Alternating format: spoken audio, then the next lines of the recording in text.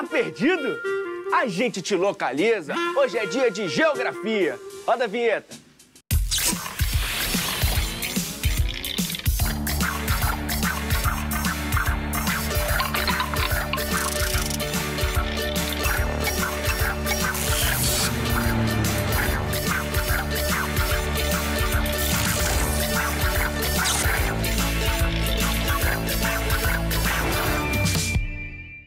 Hora do Enem no ar e o papo de hoje é sobre geografia e carnaval. É que a nossa convidada se divide entre a geografia e a Sapucaí e ainda arranja tempo para desenvolver um projeto premiado. Já já a gente conversa com a Rafaela Bastos.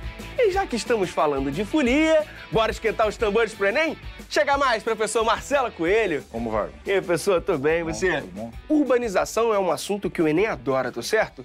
A urbanização é uma questão que sempre está recorrente no Enem. E até porque, como a gente tem 85% quase da população brasileira em áreas urbanas, né, isso dá que quase todas as questões no Brasil estão relacionadas à questão da cidade, né? E aí, bora ver uma questão? Vambora. Bora lá! Então vamos lá, vamos para o texto que introduz a questão. O Rio de Janeiro tem projeção imediata no próprio estado, no Espírito Santo, em parcela do sul do estado da Bahia, na Zona da Mata, em Minas Gerais, onde tem influência dividida com Belo Horizonte. Compõe a rede urbana do Rio de Janeiro, entre outras cidades, Vitória, Juiz de Fora, Cachoeira de Itapemirim, Campos de Goytacazes, Volta Redonda, Barra Mansa, Teixeira de Freitas, Angra dos Reis e Teresópolis. O que essa questão nos fala é o seguinte: a cidade do Rio de Janeiro possui um poder de influenciar municípios que estão fora do próprio estado do Rio de Janeiro. Ou seja, o alcance espacial da cidade do Rio de Janeiro vai além das divisas do próprio estado do Rio de Janeiro. Existe um conceito na geografia urbana que é o conceito de funções urbanas. As funções urbanas representam o conjunto de atividades econômicas que são desempenhadas por um centro urbano. E aí o que acontece? A variedade de funções, ou seja, a quantidade de funções que uma cidade exerce, associada ao grau de sofisticação das funções, ou seja, a qualidade dessas funções, acabam definindo esse poder de influência, acabam definindo esse poder de comando que um centro urbano vai estabelecer na própria rede urbana, no conjunto de cidades que estão articuladas entre si. Então, no Rio de Janeiro, você encontra produção tecnológica. No Rio de Janeiro, você encontra sedes de algumas empresas, e, sobretudo, estatais. Você vai encontrar, no Rio de Janeiro, um setor terciário superior que vai trabalhar com esses produtos de alta tecnologia, esses produtos que são sofisticados. Então, olha só, a grande variedade de funções que existem no Rio de Janeiro associada à qualidade de algumas dessas funções. Qual a consequência disto? O Rio de Janeiro consegue exercer influência graças a essas funções urbanas em cidades que estão além da divisa do próprio estado do Rio de Janeiro. Galerinha, detalhe importantíssimo para você. Na geografia, existe uma palavra que expressa muito bem essa ideia de dominação, de comando, de influência, que é a palavrinha polarização. Então, quando você fala que um centro urbano polariza o outro, você diz o seguinte: esse centro urbano, de alguma forma, exerce poder, exerce influência no outro centro urbano. O conceito que expressa a relação entre o espaço apresentado e a cidade do Rio de Janeiro é: a letra A fala de frente pioneira. A frente pioneira, ela está relacionada à expansão da fronteira capitalista em áreas que até então eram espaços naturais ou espaços marcados por economias tradicionais. Então, por exemplo, quando você fala de expansão da fronteira agrícola da soja, você está falando que essa produção capitalista empresarial vai ocupar algumas áreas que antes eram naturais ou áreas marcadas por funções tradicionais, beleza? Então a letra A está fora. Zona de transição. Quando você fala sobre transição, você está pensando o quê? Uma mudança. Em momento algum, ficou expresso aqui para a gente que vai acontecer uma mudança, beleza?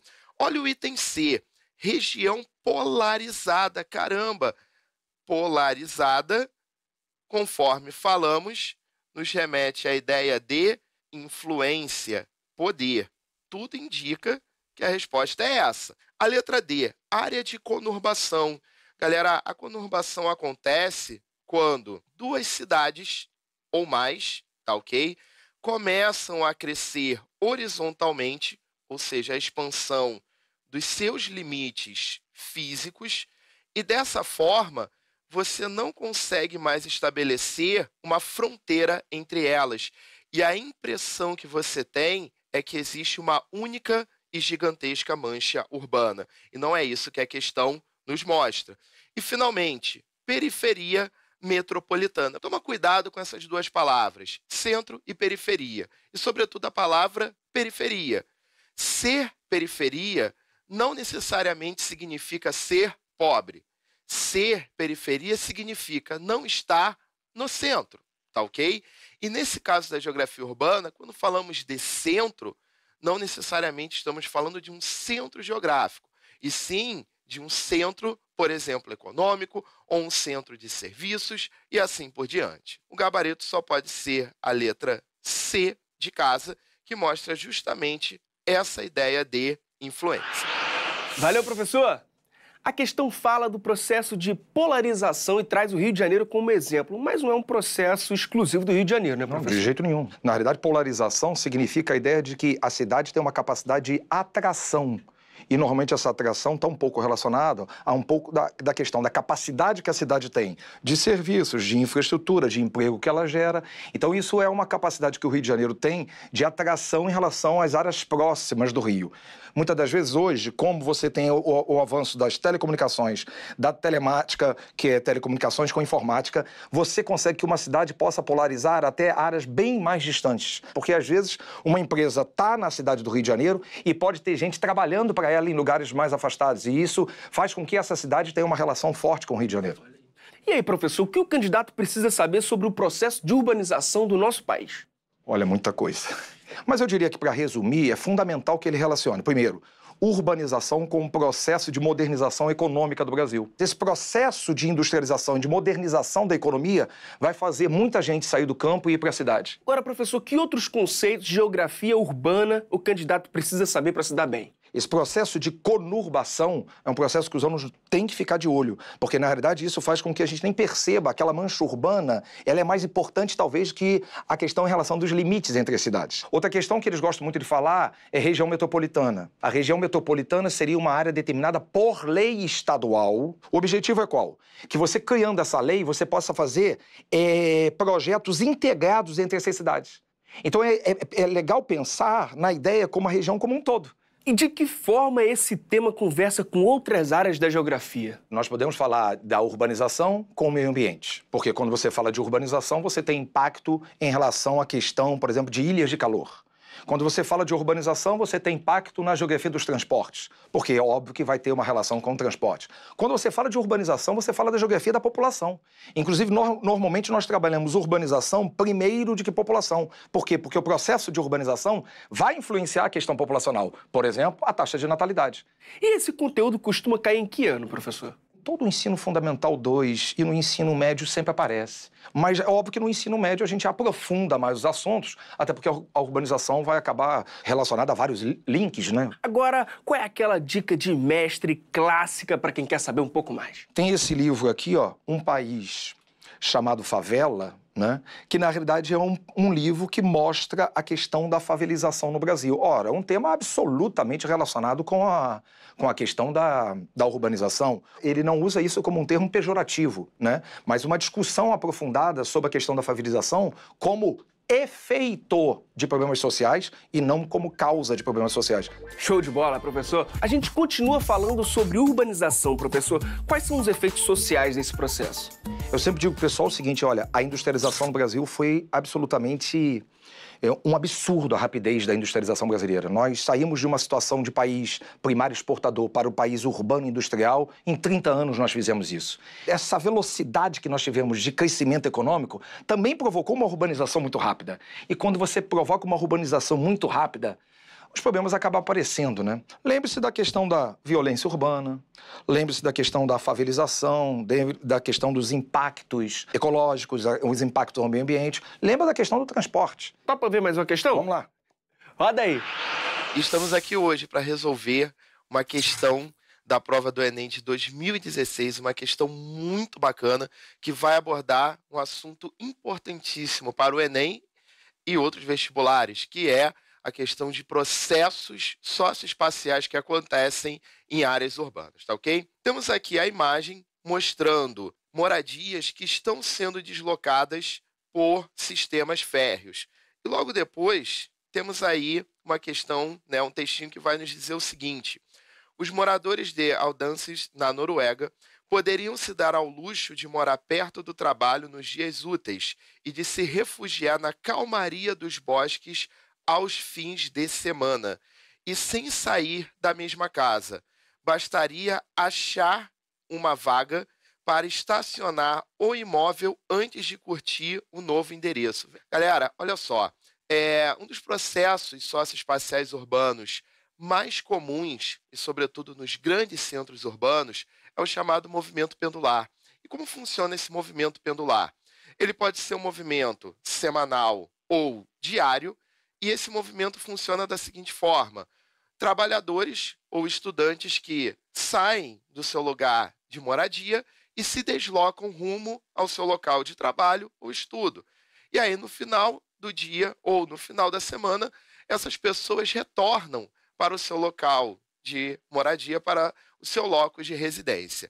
Esse movimento pendular, de acordo com o planejamento que existe nesse centro urbano, ele pode ser um movimento confortável, um movimento rápido, um movimento seguro, quando as cidades são bem planejadas, quando existe um bom transporte público, né, existe uma boa mobilidade urbana, ou você pode ter um processo extremamente problemático. Veja bem, no caso dessa situação que a questão nos mostra, qual a proposta do governo? Você tem a pessoa deslocando a sua residência para o local onde trabalha ou estuda, ali ela permanece a semana inteira e no final da semana ela vai retornar para um local de moradia, talvez um local mais agradável, mais afastado dessas dinâmicas urbanas.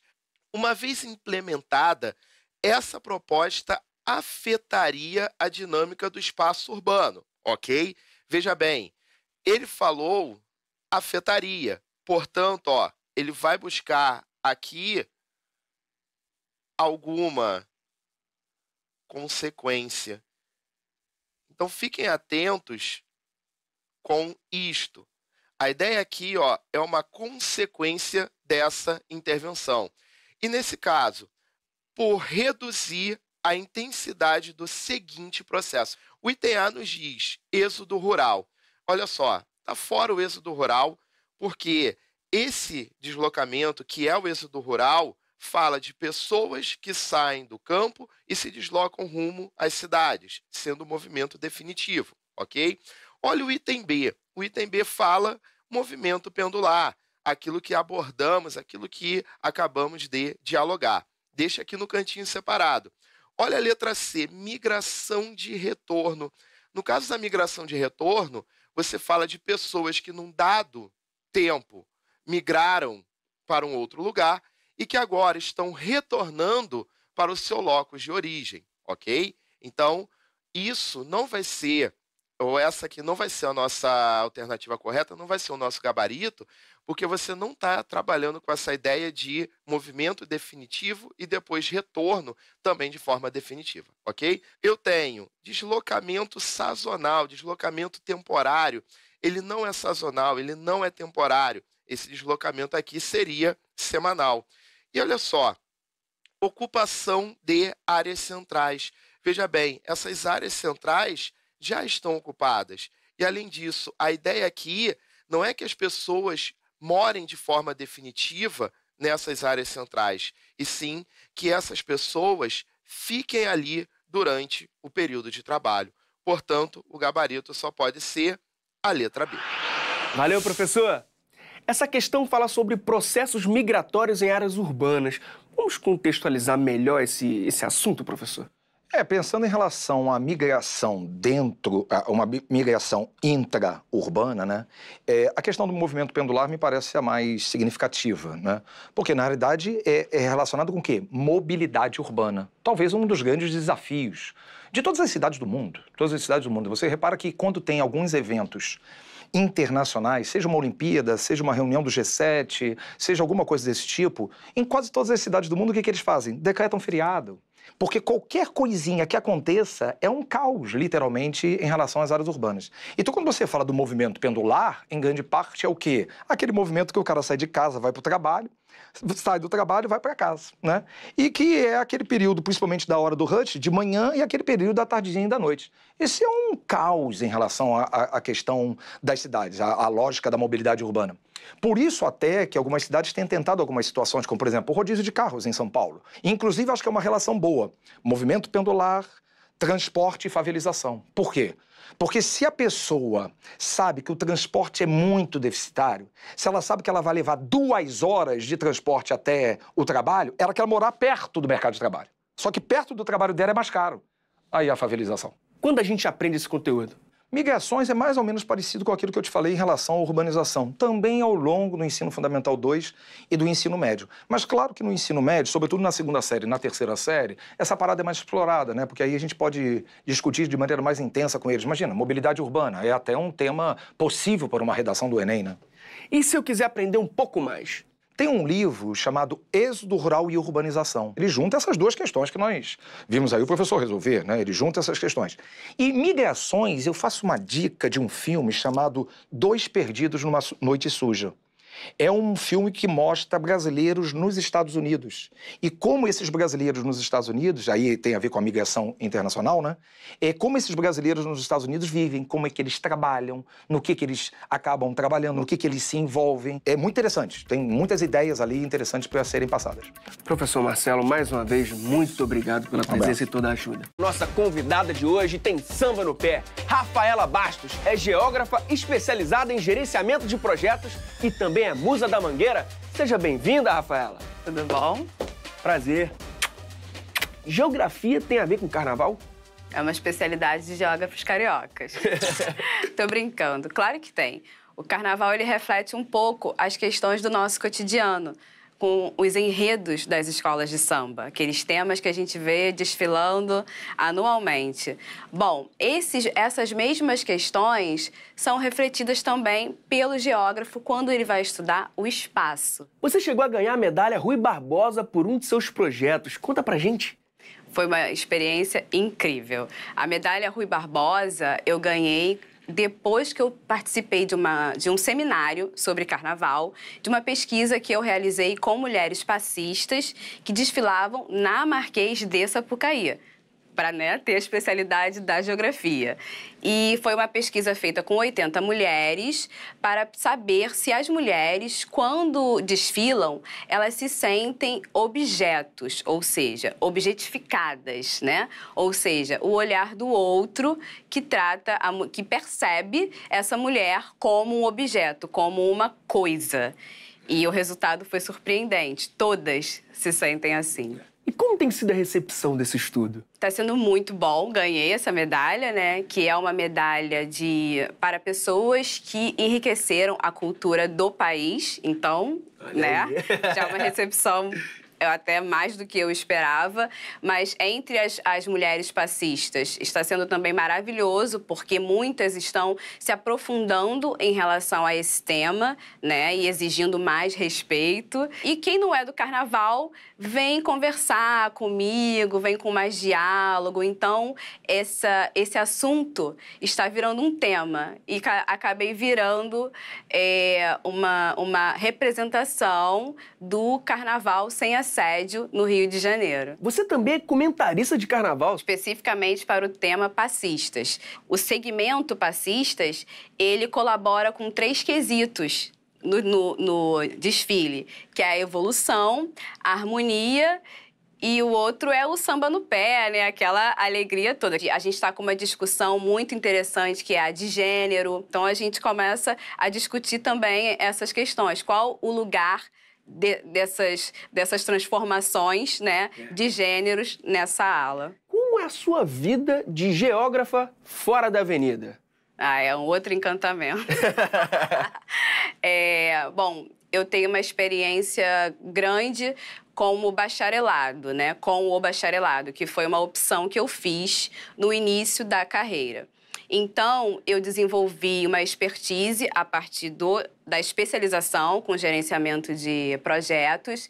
E eu trabalho muito com planejamento estratégico, com assuntos mesmo estratégicos, indicadores, metas, resultados. E tive uma experiência bem no início da carreira, que foi com geoprocessamento e sensoriamento remoto, na área de licenciamento ambiental. E eu trago essa experiência para esse momento de planejamento estratégico, que é o tema da análise espacial. Então, eu espacializo algumas informações para que eu consiga evoluir na gestão de determinados projetos, no planejamento estratégico, ou seja, qual caminho nós vamos seguir, né? Então, a pessoa pode fazer o curso de geografia e não necessariamente se tornar um professor, é isso? Eu preferi, não ser professora. Mas a formação inclui bacharelado e a licenciatura. Algum conselho para quem também quer ser um geógrafo? Acho que não é um conselho, acho que ele vai ganhar um presente. Então, a gente tem uma série de temas que a gente estuda sempre com o pressuposto do espaço, né? Então, assim, eu acho que é um desenvolvimento humano estudar geografia. Você se torna um ser humano melhor. Alguma sugestão, então, para quem quer saber mais sobre geografia e o carnaval? Tem a Nova Guarda Consultoria, que foi uma empresa que eu criei com mais 3 sócios, né? A gente criou uma empresa de diálogo e inovação cultural, que é para estudar carnaval e meio ambiente. Então, ali você já vai ver muita coisa de geografia, que é o www.novaguarda.com.br. Tem o meu site pessoal, que aí com a quantidade de coisas que eu já fiz, eu senti necessidade, que é o pensologossambo.webnode.com. E o meu currículo, que eu também botei na web, que é bastosrafaela.webnode.pt. Rafaela, muito obrigado, parabéns, viu? Obrigada. Obrigado mesmo pela presença. Obrigada. Viu? Tomara que mais geógrafos se formem. É isso aí, vamos formar. Boa sorte no Enem, pessoal. Obrigado. A gente fica por aqui, mas se liga porque o Enem é cheio de quesitos. Então, nada de fazer feio na Avenida do Conhecimento. Estuda lá no horadoenem.mec.gov.br e até mais.